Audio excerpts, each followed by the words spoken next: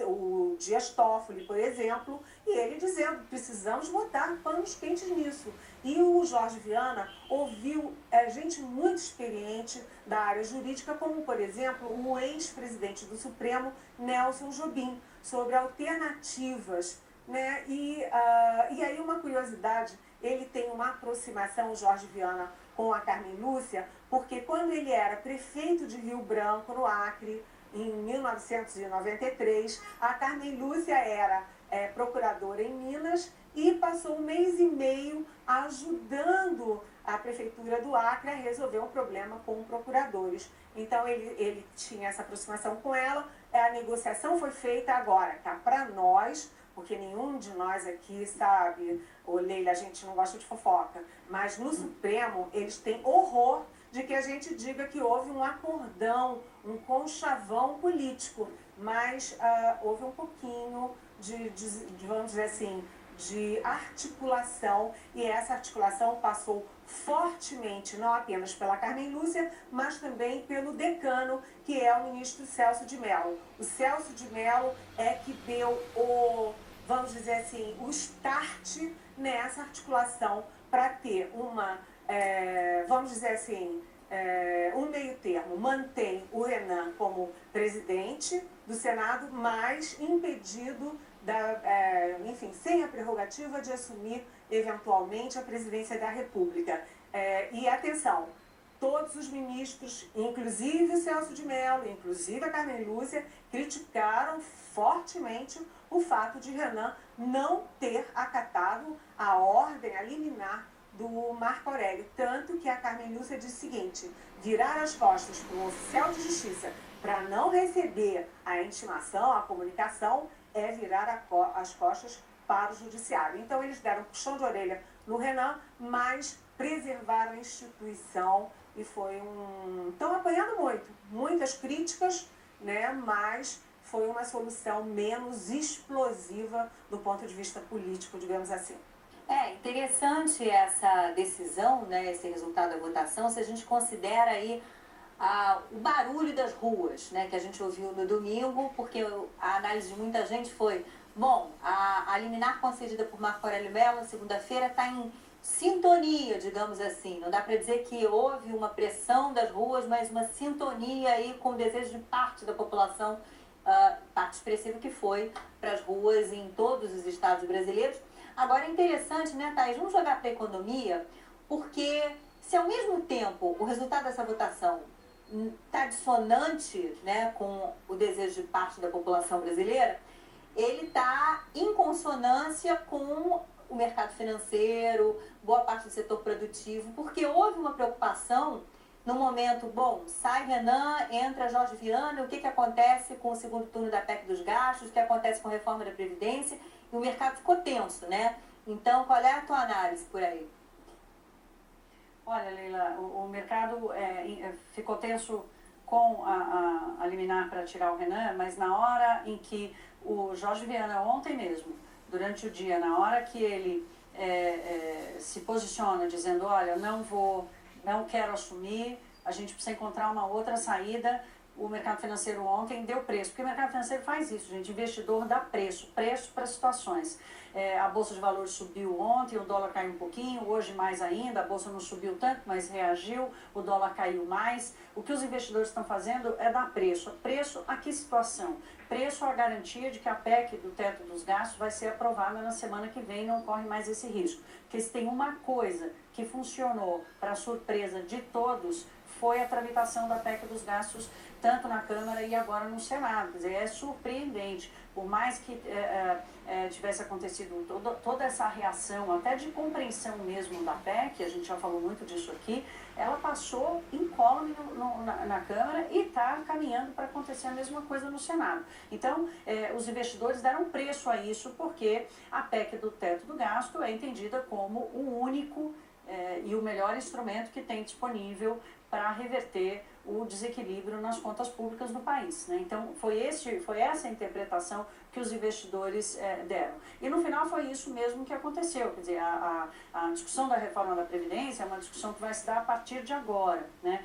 Dificilmente ela vai ter a mesma travessia que teve a PEC do gasto.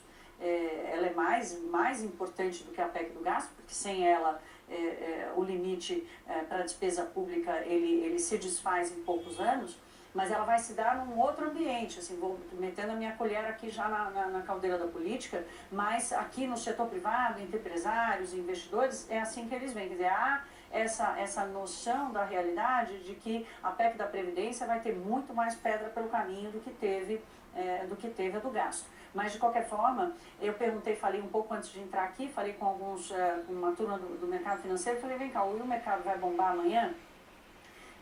O consenso é de que não tem espaço para melhorar tanto, porque a situação no Brasil está muito ruim, né? Então não tem espaço para o dólar cair mais ou para a bolsa subir mais, né? Tem ali um ajuste de novo de preços, né? E assim o mercado financeiro vai continuar aí pelos próximos 7 dias úteis do Renan e até o ano acabar, para entender quanto está valendo financiar o Brasil, tanto setor público quanto setor privado, quanto está custando, qual é o prêmio de risco, e é isso que o preço do mercado financeiro define no fim do dia, qual é o prêmio de risco para investir no Brasil.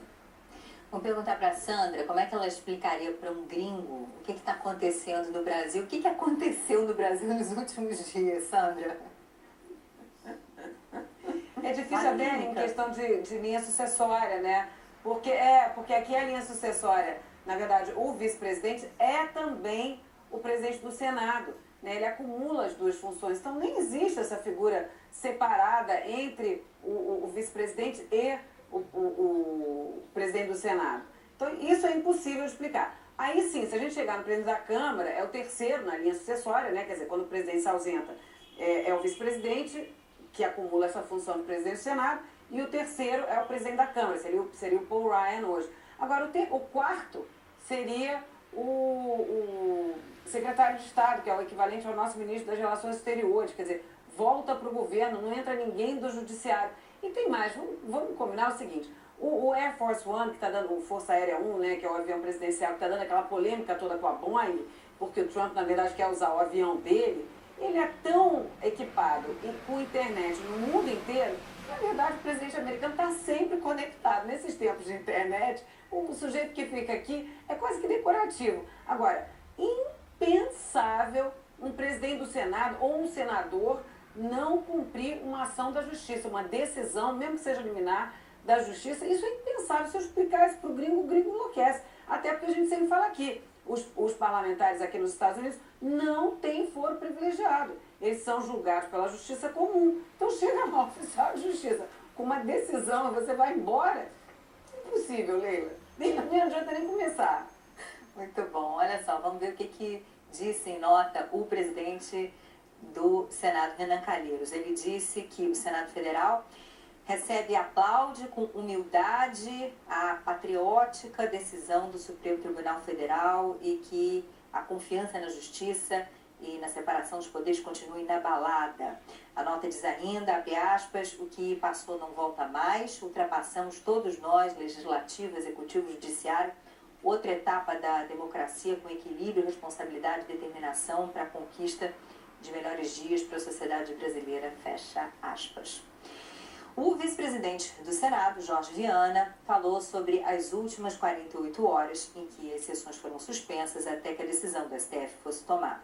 Eu estou alterando o funcionamento do Senado aqui em respeito ao Supremo, para que não haja aqui, a gente não tenha uma sessão paralela com debates acontecendo sobre uma eventual decisão do Supremo. Estamos vendo uma crise grave, eu me preocupo, não quero ser parte do problema, eu quero ser parte da solução e podemos fazer isso.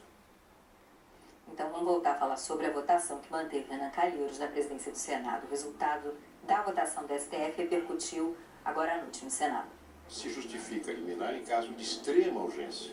E não havia extrema urgência em afastar o presidente Renan da presidência do Senado, cujo mandato está prestes a se concluir.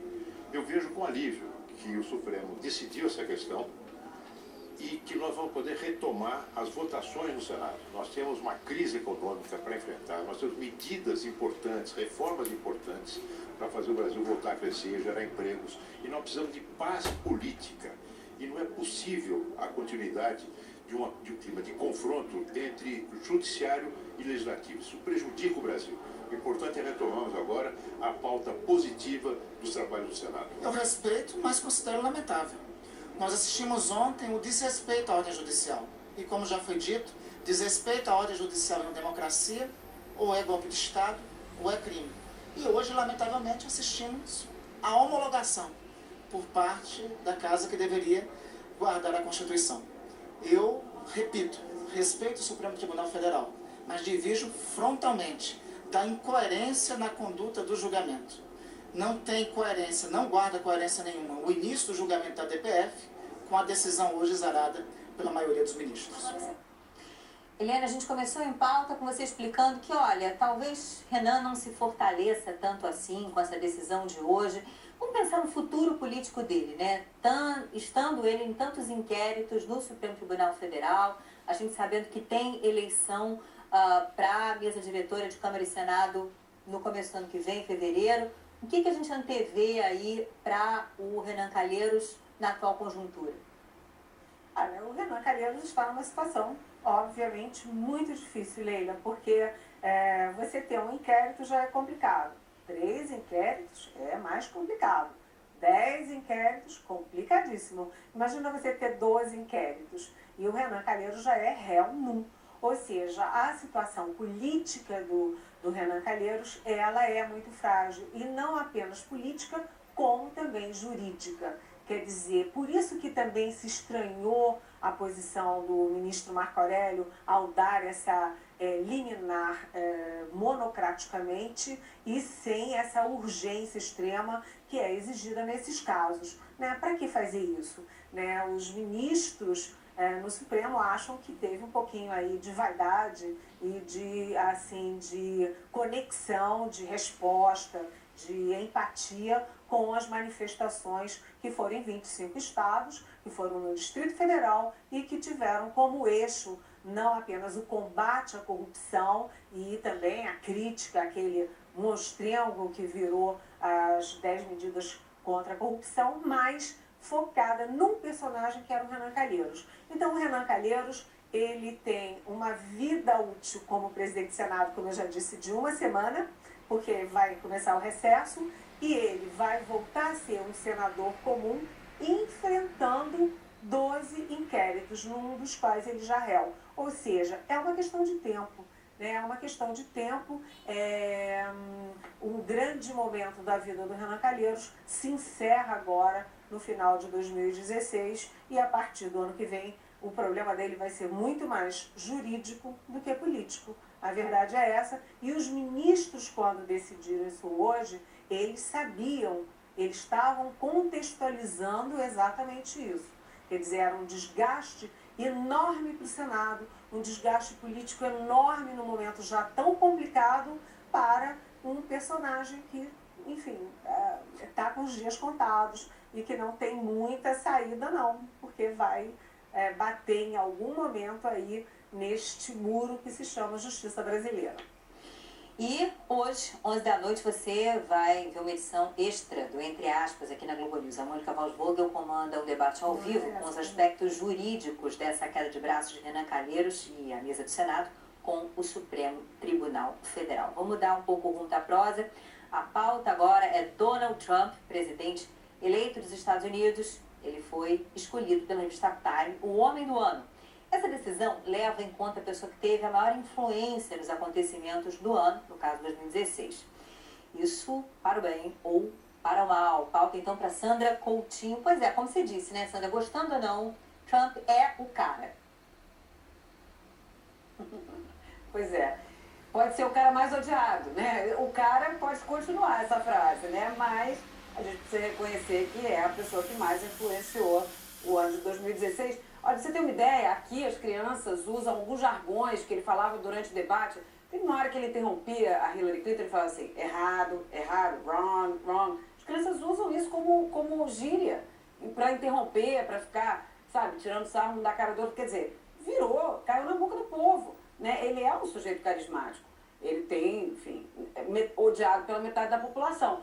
Agora, a Nancy Gibbs, que é a editora-chefe da revista Time, ela conta, né, que foi a cobertura do Donald Trump, tem imagens, né, ela foi lá fazer a matéria de capa, junto com um repórter que faz uma entrevista com o Trump, e ela fala da contradição, né, que ela entra ali naquele ambiente super luxuoso, né, super cheio de ostentação, né, cheio de mármore e dourado para tudo quanto é lado, e não consegue deixar de pensar que o Trump foi eleito, na verdade, pelas pessoas mais pobres, pelas pessoas que não têm nível superior, né, um apartamento triplex ali na Quinta Avenida, super caro, e ele, ao mesmo tempo, estava de abotoadura de diamante. Quer dizer, não pode ter mais ostentação do que isso, né? E na entrevista, ele fala o seguinte, olha, eu fico muito envaidecido, me dá agradeço, etc., mas eu queria dizer que eu conquistei, eu fui eleito sozinho, sem a ajuda de celebridades como a Beyoncé e o Jay-Z, por exemplo, claro, se referindo a duas celebridades que fizeram campanha, fizeram shows ali para Hillary Clinton.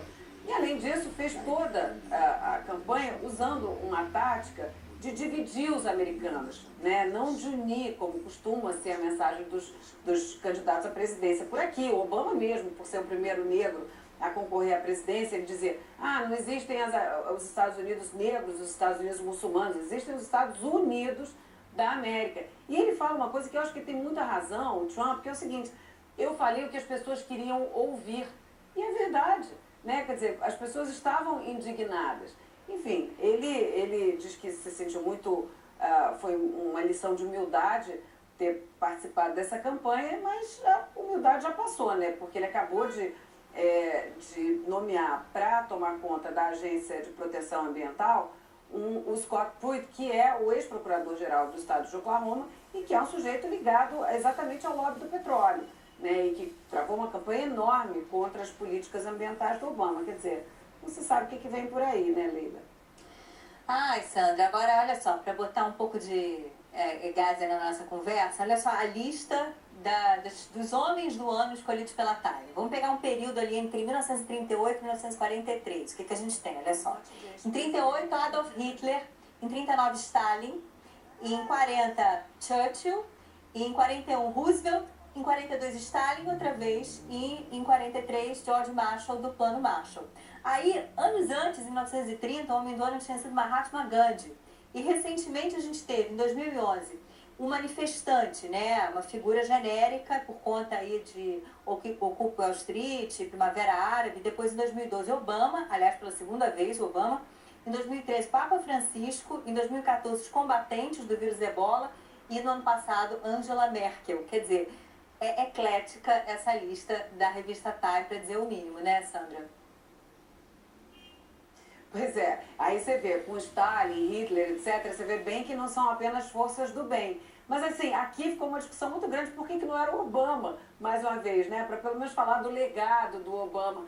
Mas é isso, né? Falem bem ou falem mal, o Trump foi, inclusive, a terceira capa que a revista Time fez só esse ano, em relação ao Trump. Há 2 meses eles fizeram uma capa, 2 meses não, 3, em setembro, quando saiu, não, começo de outubro, quando saiu aquela denúncia de que aquela gravação dele falando que ia pegar as moças pelas partes íntimas, a Time fez uma capa que era o derretimento da campanha Trump. Quer dizer, dando como certa a derrota dele. Então o Trump, além do mais, superou uma campanha muito difícil, né? Quer dizer, ele era o pior inimigo da campanha dele e ele superou tudo que ele fez de errado durante a campanha e venceu. Vamos só fazer um parênteses. A Hillary Clinton, nesse momento, tem 2.600.000 votos a mais no voto popular do que o Donald Trump, mas a gente sabe muito bem que nos Estados Unidos o que conta é o colégio eleitoral, 270 delegados leva a vitória e ele teve mais do que isso, é o vencedor, é o futuro presidente a partir do dia 20 de janeiro, Leila. É isso aí, vamos falar muito disso ainda aqui pela frente. Olha, a seguir. Eliane, você já pensou em largar a sua carreira no jornalismo para dar aula para criança? Coitadas das crianças. Coitada, Leila. Não deseje isso para as pobrezinhas. Bom, a Thaís Herédia vai contar a história de uma renomada jornalista do Reino Unido que fez justamente isso. E a Thaís também está por dentro de um possível acordo entre governadores e o governo federal. É mais um capítulo da crise financeira dos estados. Tudo para o próximo bloco. Até já.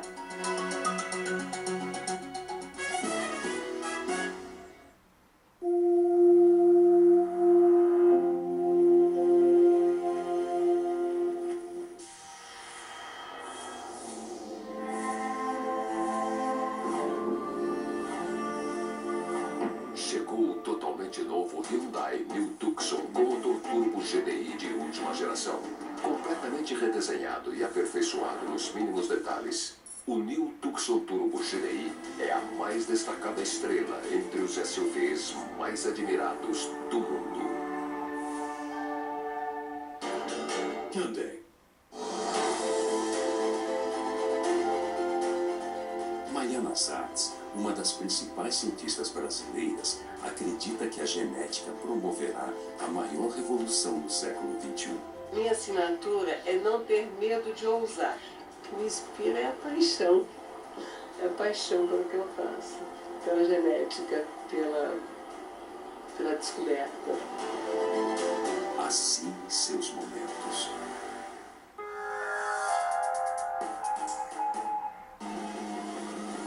Como é que reforma no meio de uma recessão? Como é que se produz o crescimento quando o governo não tem instrumentos? Roubando aí a lei de responsabilidade fiscal para o futuro. O populismo está em estado terminal. Essa crise que nós estamos vivendo, que tamanho que ela é na história do Brasil? A Lava Jato continua. Quem é que vai parar em tempo? As pessoas querem saber o fim do filme. O arquivo ele volta no tempo. O que te interessa? Vamos viajar pelo mundo. Aqui, formas do Rio Luz. A atenção despertou agora.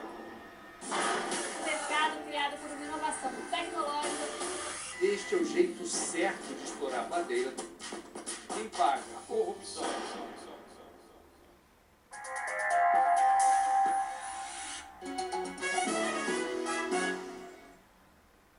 Globo News em Pauta está no ar de novo. E a pauta é a crise nos estados. Os governadores estão correndo contra o tempo, tudo para aprovar medidas de ajuste fiscal até o fim de dezembro. Se não aprovarem, correm o risco de ficar sem a ajuda do governo federal. As operações que foram propostas até dezembro continuam com as premissas atuais. A partir de 1º de janeiro, só poderão pedir operações de crédito ou fazer jus a operações de crédito. E com aval da União, com aprovação da União, os governadores que tiverem aprovado as medidas de ajuste em suas assembleias. Então essa é uma condição para os novos empréstimos. Ontem a gente viu aqui na Globo News como o centro do Rio de Janeiro virou um palco de guerra no primeiro dia de votação das medidas do pacote de austeridade do governador Luiz Fernando Pezão. Vamos jogar esse assunto para a Thaís. Thaís, será que agora os governos estaduais e a União estão se entendendo finalmente? O leite está todo derramado, né? Eles estão tentando juntar ali numa colherinha de chá para ver se salva alguma coisa. Faz mais de ano que os governadores estão tentando encontrar um denominador comum que atenda aos estados e que dê a eles no mínimo de responsabilidade, de compromisso que eles tenham que assumir para ter algum acesso, por exemplo, a crédito. O que o governador Marconi Perillo falou ali é que os estados eles não podem tomar empréstimo. Então, o único jeito que eles têm para lidar com as contas é gerindo mesmo despesas e receitas. Como eles estão com um problema grave de receita, como o Brasil inteiro, por causa da crise, eles vão ter que lidar com a receita. Só que no curto prazo, eles vão precisar de dinheiro. Então, o que ele está dizendo ali é o seguinte: o Tesouro Nacional, o governo federal, vai dar a eles um aval para tomar dinheiro emprestado no curto prazo, desde que as suas assembleias aprovem pacotes de ajustes importantes como teto de gastos. Cada estado vai definir, por exemplo, ali qual vai ser o indexador, se vai ser a inflação ou outro indexador. E vai ter que definir também a reforma da Previdência dos estados. No mínimo, eles vão ter que fazer isso, né? O dinheiro que eles vão ter acesso agora vai ser o dinheiro lá da multa da repatriação, desde que eles saiam todos com as ações que estavam correndo no Supremo Tribunal Federal. Eu falei agora há pouco, um pouco antes de entrar aqui, com a Ana Carla Abrão Costa, que é a secretária de Fazenda do Marconi Perillo, que aliás teve um papel chave nessa negociação, foi ele que conseguiu encontrar e costurar esse denominador comum entre os 27 estados. E ela me disse o seguinte: o estado do Goiás, ele foi pioneiro aí no ajuste, vem fazendo esse ajuste já há alguns anos. E o que ela me disse é que lá eles vão adotar um indexador, uma fórmula para impor o limite do teto do gasto mais severa ainda do que o governo federal com a PEC do gasto que está sendo aprovada lá no Congresso. Eles vão definir que ou a inflação ou a receita do ano, o que for menor é que vai impor o limite ao gasto. Mais uma série de medidas que eles vão anunciar amanhã lá no Goiás, assim como os outros estados também vão ser obrigados a fazer. Esse acordo ele foi um pouquinho mais brando do que o que estava sendo falado há 2 semanas. Os estados vão, se quiserem fazer cortes, vão ter que definir cada um quanto e onde cortar, mas vão ter que fazer isso. Então é um avanço. Vamos esperar um pouquinho para ver se realmente vai sair, porque nós já tivemos essa conversa aqui e não foi para frente. E a pauta, então?